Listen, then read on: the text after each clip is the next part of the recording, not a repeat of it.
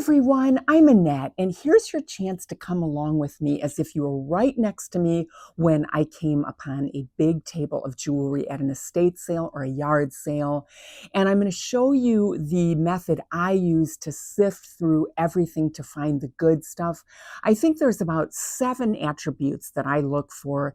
They are extremely helpful in learning how to identify what actually flips. At the end of this video, I'm going to give you a test so you can test yourself on these attributes. It will probably help you to see it more in person. Yay! Flippin' high gravy! There is so much money to be made from costume jewelry that I could literally focus only on that, make my store only about that. Unfortunately, I'm more of a collector at this point than a flipper. Someone in our house really wants me to get rid of it all. But until then, I think the best thing about flipping costume jewelry is that so many resellers are targeting the precious metals and the fine jewelry. And meanwhile, I'm over here scooping up all the good costume jewelry that profits extremely well, and they are overlooking it. And in order for buyers to even find your listings, they're going to have to either stand out by a popular brand like Christian Dior costume jewelry sells very well. That would be one example. Or it's going to have to be unusual or special in some way, and that's what we're going to be covering. Now, here is the first thing I do when I come upon a whole bunch of costume jewelry. I scan the table for what I classify as important pieces, and that's what we'll be going over. If I see at least 3, I will quickly prepare in my mind a figure I'm willing to pay for it. You will get used to sizing up what you'd be willing to invest. But at that point, I ask for a bulk price for all of it, and I never say what I think it's worth. I want them to tell me, and then I'll go from there. And almost always, if you tell them you don't really know, they throw out a price, it will usually 9 times out of 10 be a modest bulk price. And if it's not, I will come back, and I've already determined in my mind I'm not willing to pay more than 100, let's say. But you'll get used to that. The point is you're asking them to give you a bulk price. I'm going to go easy on you here first and tell you the 3 easiest ways to flip costume jewelry if you are just getting started. The first is that you should be aware that there are many collectors and artists who simply buy what is called junk jewelry. Jewelry that's broken, but it's still good jewelry, has good components. They might want to replace certain components of their better jewelry, or they make things out of good components. I'm actually wearing a bracelet here. The brand is Made in the Deep South, and she takes vintage components. This is an old brooch. It's not a designer brooch or signed, but she put it on a piece of leather, so she recycles that way. She would be the perfect buyer for a lot of junk jewelry. So you want to put that in the title, you want to put that in the description. That is the first way to offload jewelry easily.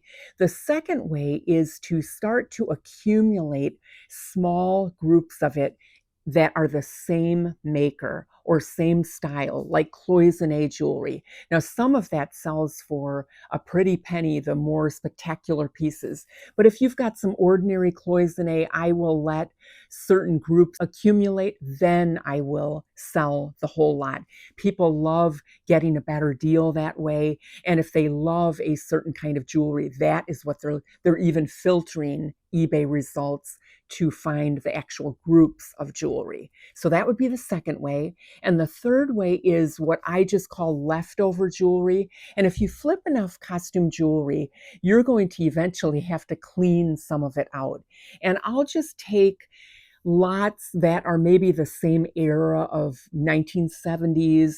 There's some signed pieces, maybe some aren't. You never want to throw in junk, though. They should be halfway decent quality like Monet, something like that, 30 to 40 pieces. You can make like $50 on a lot just like that, but you will again sell it as a group. I've had a lot of success just offloading costume jewelry that way. This might surprise you, but if a collector has a favorite vintage designer or a favorite style of earrings, they're not going to care whether the earrings are clips or pierced. So don't let that fool you into not buying clip earrings. I have actually sold more clip earrings than pierced. They are very popular on eBay. You probably already know that collectible and vintage jewelry on eBay is a massive category. So when we go over these attributes, we're going to start with rhinestones. Keep in mind that almost always more than one attribute is needed in order for it to be a worthwhile flip that will make a good profit. One of the first elements I'm looking for when I'm scanning a table of jewelry, for instance, would be quality rhinestones. Now, I can spot them a mile away, but if you're just beginning, you might even want to tap your teeth on them, make sure they're not acrylic.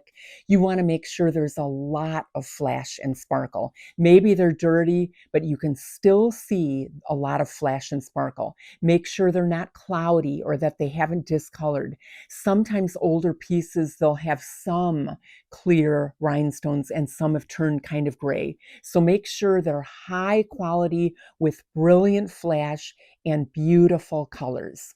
So there's a whole bunch of beautiful rhinestones on that table, but that doesn't mean you'll be able to flip that jewelry. There are actually, unfortunately, a lot of cheap imports that have impressive rhinestones on them, but don't let that discourage you because you can learn other elements to look for. And one of the next things you want to look for is whether the jewelry is signed. Now, there are thousands and thousands of vintage and current jewelry designers. They all have their different logo, and some of them are actually kind of tricky. Swarovski only has a little swan sometimes, for instance. But you'll get to know them, and you often have enough of a clue with the logo that you can research it on eBay and see if it sells. But that's one of the most important things you can look for in jewelry is whether it is signed.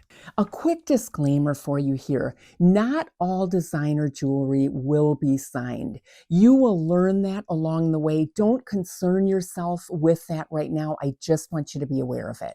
What you'll want to have on you at all times, I don't leave home without it, is a magnifier of some kind. I'll put my favorite one that I always am never without up on the screen for you. A jeweler's loupe is also great. I have one at home. But let's say you had an opportunity to buy all kinds of sterling silver, but it was really old and the 925 stamp was really faded and worn down. Before you pay for it, you want to make sure and verify what you are getting. So always have that on your person. Just because jewelry is signed does not mean that it will sell well or even at all. And you'll get to know more and more brands, become more familiar. You'll have your favorite brands you avoid altogether. Two brands that I avoid are Avon and Chico's. They just don't sell well. There are exceptions, pieces that sell well, but not many. So I avoid those two altogether. I also have some favorites, and two of them would be Dior and YSL. We're in such a logo culture that especially when they are the logo pieces of jewelry, the money you can make is unbelievable. I'll put up some sold listings for you to see what I mean. Let's go over other elements to help you identify good jewelry to flip. We talked about high quality rhinestones. We talked about whether the jewelry is signed. Here's two examples where I didn't know about either of these kinds of jewelry, but they caught my eye because they were unusual. The first one is I was at a yard sale. The pendant was only $1 and it was holographic, but I also noticed that it was heavy. And that really helps to identify good jewelry because if it's a heavier piece, often it will be high quality. And then I was at another sale, and this pendant caught my eye with a face on it, and it was frosted glass with an iridescent finish, and it had all these amazing details. It had a nameplate on the back of Kirk's Folly. I sold that for hundreds of dollars, and I'll put up some sold listings for you to show you others. One of my favorite elements to look for when I am hunting for vintage costume jewelry is chunky and gaudy and loud and disco style or runway statement pieces. If you find that kind of jewelry, you have a much better chance of flipping it on eBay. You should see what some of these pieces go for. And this really applies to flipping on eBay in general. And that is if you develop an eye for identifying precision, high quality craftsmanship, you will be able to find more to flip that is higher end, bigger profits. And when it comes to jewelry, I'm going to use this example just because it's bigger, but this is an antique purse and it's all sterling and enamel. Look at the delicate fringe on the bottom and how intricate it is and even. Look at this frame that is enamel and sterling and how tiny the work is, but it's perfectly flush. And this clasp has these two little stones in it that are faceted, exact copies of each other. Even the frame is really well done. If you can get to being able to identify that kind of quality in jewelry, you're not even going to need to know that it's signed. You're going to know that any given piece is a designer piece. I'm including sterling jewelry in with flipping vintage costume jewelry just because there is so much of it on eBay. It's easy to find. It's all over the place. It's usually a very modest investment for you, but there's a few things to keep in mind when you are sourcing sterling. One is you always want to make sure that it is somewhat special. There's a gazillion sterling silver chains on eBay. That is not going to make the sale. There are two things that can help you to not get lost in the sea of sterling silver listings on eBay. The first would be that it is marked sterling also with a name, like James Avery, like Taxco from Mexico. Two great sellers. I'll put up some sold listings for you. The other would be that it's unique in some way, that it is set apart in some way, whether it is a figural piece like a dog or a cat, or whether it's a really modern piece, something that can allow you to put certain keywords in the title that would set it apart and help collectors to find that particular sterling piece. Of course, the best place to source costume jewelry will always be yard sales in terms of price, and I've often gotten box lots. I found 14 karat gold in box lots, but if you know what you're doing, you can have a certain degree of success finding it at estate sales as well. Here's a few examples of great flips I got at estate sales, and it's your reminder to always check the jewelry at estate sales anyway. One time I was at a sale on the last day. There was almost nothing left. It was all half price. It was all consolidated into the dining room and the kitchen. And I saw a Ziploc bag with James Avery charms, uncut charms. They'd never been put on a bracelet. And they were asking 100, but it was half price. So I got everything for 50. And I sold those charms for about 60 to 75 each. Great flip there. Another time I was at an estate sale and somebody had gone through all the jewelry, had beat me to it, but I thought, well, I'll double check just in case they missed anything. And immediately I spotted this vintage Hobey bracelet that was spectacular. Tons of rhinestones, everything was still perfect, but it had become detached. The clasp part, just a simple jump ring fix. That's a really valuable skill, by the way, and it's simple. You just have to learn the knack of reattaching jump rings, but I really recommend that. And so I got it for $1. I flipped it for about 300, I believe. I also can't tell you how many times I have been at estate sales where they have simply missed good costume jewelry, whether they weren't familiar with the designer or they simply, one time they missed a really good Dior pair of earrings that I found. They just missed that they were a high-end designer like that. So make sure to always check the jewelry at estate sales. And of course, it's great to make the sale, but you want to make sure that the jewelry gets safely to the buyer. I still remember, I bet it's been 20 years ago, that I bought a rare pair of earrings. They were heavy glass dangle style, and the seller just dropped them in an envelope loose. And of course, they broke on the way to me. I've never been able to replace them. But what I do every single time is, if I'm selling a pair of earrings, I put them in a little Ziploc baggie, but I wrap one of them in tissue so they don't knock against each other. Then I wrap them and ship them. If it's a necklace or a bracelet, I will wrap them tightly in bubble wrap so they don't shift, and then I will box it up and ship it. Now I want you to test yourself. I'm going to show you about 40 pieces of costume jewelry, all different ages, and I want you to pause the video after you've looked at it for a little bit, then write down what you think are 2 or 3 of the best pieces in there. Then I'll go through the jewelry and I'm going to tell you how I would flip that bunch of jewelry. I know you're at a bit of a disadvantage here because you cannot pick any of this up or look on the back, but I still think you can find something worthwhile, at least one thing.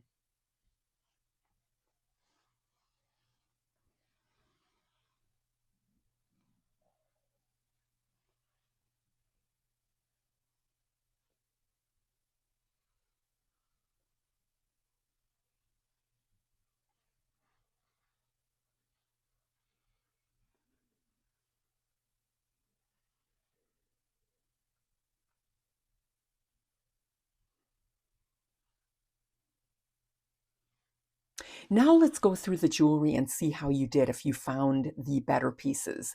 I would, if I brought this home from a sale, I would first sort it so I could flip it. I would make 5 piles, and I wouldn't use these pieces of paper, but I would have a pile of junk that I could sell as a junk lot, good pieces that are broken perhaps, and then these dollar signs represent the better pieces that I can sell on their own. Research, sometimes I'll put something aside and I'll look into it a little more if I'm not familiar with it before I decide what to do with it.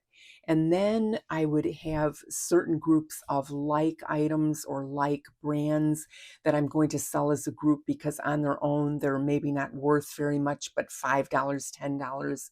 So I'll separate them that way. And then the leftovers would just be a random assortment. Maybe the things aren't signed or it's kind of an odd brand. I'll accumulate that and sell it just as a random lot of costume jewelry. So let's start with this first, this belt. And often these jewelry lots will have random things like this in them. Actually, these belts sell really well. The problem is this is missing its clasp, so I would put this in the junk repair lot. These brooches, all brooches are really popular, but these are all kind of unremarkable. They're decent though. I would probably sell these as a lot. You can see that this brooch, the pearls have like no luster. It's nice enough. Someone would want it, but it's just not that exciting. And then this bow is nice because it's got a satin finish, and the cinch there is really well done. It's also unmarked, so I would probably sell these as a lot.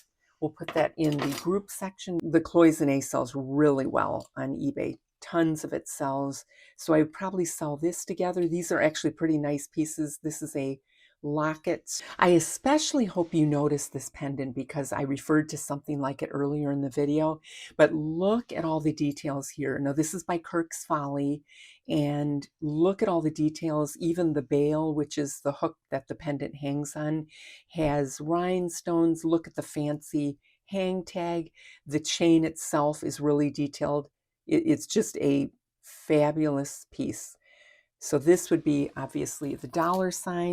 Okay, I'm going to be really impressed if you caught this set here as one of the better sellers. You can see that the flowers in the multi-strand necklace match the flowers here on the earrings. It's just Monet, but here is the thing. When you find a Monet set with extra special details like this, look at the clasp. That will tell you it's vintage, but the clasp alone, look at that workmanship. The finish on the gold is unbelievable. It's in great condition. And just the filigree work, all the extra details. This will sell for at least 100 because it's a set. The collectors love these special sets. So we'll put this for sure in the pile of individual listings that will sell well. Christmas pins are everything, you guys. Tons and tons of them sell. Now, in this case, these are not real big. People generally like them bigger, more with bigger stones, more stones. These are good ones, though. This one is unbranded, and the red one is Christopher Radko. So they're both really nice. I would, in this case, let a few more Christmas pins accumulate and then sell them as a group listing. These earrings I would want to research a little more. They are sterling. They're also marked a brand that I'm not familiar with, so I would look into them or Google Lens them maybe before I decide what to do with them. So I'll put those in the research. Here's a bunch of leftovers that I would sell because they're kind of unremarkable, but they're not enough to sell on their own. So this watch, kind of a random brand, I'll put that in the leftovers pile just to sell as a lot. This is a Monet chain, and I would put it in with a group lot with the leftovers. It's decent, but it's kind of unremarkable. And then this, I would not, even though copper jewelry sells really well if it is signed and it's unique like this, the links, look at the links and everything, but this is pretty scratched up and I was unable to get those scratches out. So I wouldn't consider it a piece for repair. It is all intact. So I would put this with the leftover group too. Now this might be the most expensive item in the whole pile. And I just want to emphasize again that even though this is not technically jewelry, something like this is often found in these boxes of jewelry that I pick up at yard sales and whatnot. This is solid sterling and really collectible. I haven't comped it lately. I know it's worth at least a couple $100. Really unusual, but I'm going to guess that that's the most expensive thing in the whole pile. These earrings you can see are broken, but they're really nice quality. So I would put that in the junk repair lot, as well as these earrings are missing the actual clips, but they're cool earrings. I'll put them in with the junk lot as well. These chains, I don't know if they're meant to be worn as a set, but they're both by Ralph Lauren, very good quality. They're the Chaps line. You can see the nice hang tags there. His jewelry sells really well, and these are nice and classic design. Talk about retro. Look at this big necklace. Unfortunately, the quality isn't that great. It's really lightweight. The chain is really cheap, but it's a cool piece. I would sell this in bulk with the leftover pile. Also, this necklace is extremely ordinary, nothing remarkable about it. It's unmarked. I would put that in the bulk pile. This could be sold either in the bulk jewelry or group it together, let some more red, white, and blue vintage pins accumulate because people love to buy those in lots. But for now, we'll put that in the bulk pile. Now, this is a newer piece, this necklace. You can tell by the toggle there, and it's good quality. The toggle is sterling, but it's not worth enough to sell it on its own, so I would put this also with the bulk listing. When you've been doing this a while, it gets easier and easier to identify gold because actually this piece is not marked, but it tests as 14 karat. I don't know that people really are wearing these pendant charm holders that we used to wear in the 1980s, but I would probably try selling this on its own. It's definitely worth scrap gold at least. I would also lot all of this colorful 1970s and 80s jewelry together as one listing. This horse pin is sterling. It is really pretty, and I would flip this on its own. When you look at this enamel bracelet, look at how well it is done. It is marked Austria. Unfortunately, it is broken. It is chipped in a couple places, so I would have to put it in the junk repair lot, but this has real potential. This pen is sterling and it's from the Victorian era. They would wear it on a chain. It's not real decorative. It doesn't have a lot of etching or anything. So maybe I'd have to research just a little more to see if it would sell. Look at how nice this pendant is. It's by Sarah Coventry, but it's real heavy, and this is a perfect example of high quality stones. I'd have to comp it to see if it's worth listing it on its own, if it sells well. Otherwise, I would let other Sarah Coventry jewelry accumulate and then sell it as one listing. Here's the last item, and if you'll notice, these earrings are really well done. They are tiny, almost knit pearls into the filigree gold there. They're not marked, but the style tells me they're old, so I would have to do a little research, or I would just list them and figure out some keywords to get a buyer to find them, but they're just really beautiful.